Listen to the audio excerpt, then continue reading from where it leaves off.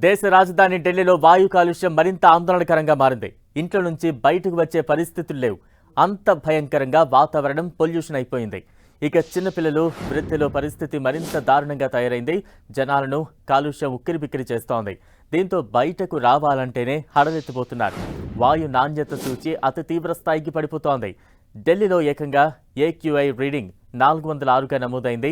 నగరంలో మొత్తం 39 పర్యవేక్షణ కేంద్రాలు ఉండగా 27 స్టేషన్స్లో AQI 400కు పైగా నమోదవడం గమనార్హం. నానాటికి వాయు కాలుష్యం పెరిగిపోతోంది. విపరీతమైన పొగ మంచుతో పాటు వాహనాల వినియోగంతో గాలి నాణ్యత మరింత క్షీణిస్తోంది. దీంతో చిన్నారులు, వృద్ధులు శ్వాసకోశ సంబంధ వ్యాధులతో తీవ్ర ఇబ్బందులు పడుతున్నారు. దీపావళికి భారీగా నెలకొన్న బాణసంచా కాలుష్యం, ఢిల్లీ పొరుగు రాష్ట్రాల్లోని పంట వ్యర్థాల దహనాలు కాలుష్య పెరుగుదలకు కారణమవుతున్నాయి. మరోవైపు యమునా నది కూడా నురగలు కక్కుతోంది. పరిశ్రమల రసాయన వ్యర్థాలు నేరుగా యమునా నదిలో కలుస్తుండటంతో యమున కాలుష్య కారకంగా మారిపోతోంది. దీనిలో స్నానాలు ఆచరించాలంటే ప్రజలు భయాందోళన చెందుతున్నారు. యమునా పరివాహక ప్రాంతాల్లో తాగునీరు కూడా పూర్తిగా కలుషితమవుతోందని ప్రజలు వాపోతున్నారు. ఆ నీరు తాగాలంటేనే ప్రజలు హడలెత్తిపోతున్నారు. నిత్యం అనేక మంది యమునా నదిలో పుణ్యస్నానం ఆచరిస్తారు. అలాంటి వారికి చర్మ సంబంధ వ్యాధులు బారిన పడుతున్నారని నిపుణులు అంటున్నారు. కాలుష్య తీవ్రత పెరుగుతున్నందున నగరంలో గ్రేడెడ్ రెస్పాన్స్ యాక్షన్ ప్లాన్ 3 ఆంక్షలను అమల్లోకి తీసుకొస్తున్నట్లు ఢిల్లీ ప్రభుత్వం ప్రకటించింది. దీని ప్రకారం ప్రస్తుతం ఢిల్లీలో అత్యవసరం కాని నిర్మాణాలు చేపట్టకూడదు.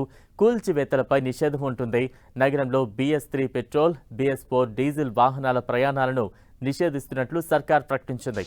ఇతర రాష్ట్రాల నుంచి ఢిల్లీలోకి ఎలక్ట్రిక్, CNG వాహనాలు మినహా ఇతర వాహనాల ప్రవేశాన్ని అనుమతించబోమని స్పష్టం చేస్తోంది. తాజా ఆంక్షలను దృష్టిలో ఉంచుకుని నగరంలో అదనంగా 106 క్లస్టర్ బస్సులను అందుబాటులోకి తీసుకొస్తున్నామని, మెట్రో సేవలను మరో 60 ట్రిప్పులను పెంచుతున్నామని ఢిల్లీ పర్యావరణ శాఖ మంత్రి గోపాల్ రాయ్ తెలిపారు. వాయు కాలుష్యంతో ఢిల్లీలోని పాఠశాలలు కీలక నిర్ణయం తీసుకున్నాయి. విద్యార్థుల భద్రత దృష్ట్యా కీలక సూచనలు చేశాయి. 6, 5 తరగతుల విద్యార్థులు తప్పనిసరిగా మాస్కులు ధరించాలంటూ ఢిల్లీ పాఠశాలలు తెలిపాయి. 5వ తరగతి వరకు ఉన్న పాఠశాలలు సోమవారం నుంచి ఆన్లైన్లోనే పాఠాలు బోధించనున్నాయి. దీంతో చిన్నారుల కాలుష్య బారిన పడే అవకాశం కొంతమేర తగ్గనుంది. మరోవైపు ఢిల్లీలో ట్రాఫిక్ రద్దీని పరిష్కరించడానికి ప్రభుత్వ కార్యాలయాల పనివేళలను మారుస్తూ ముఖ్యమంత్రి అతీషి నిర్ణయం తీసుకున్నారు.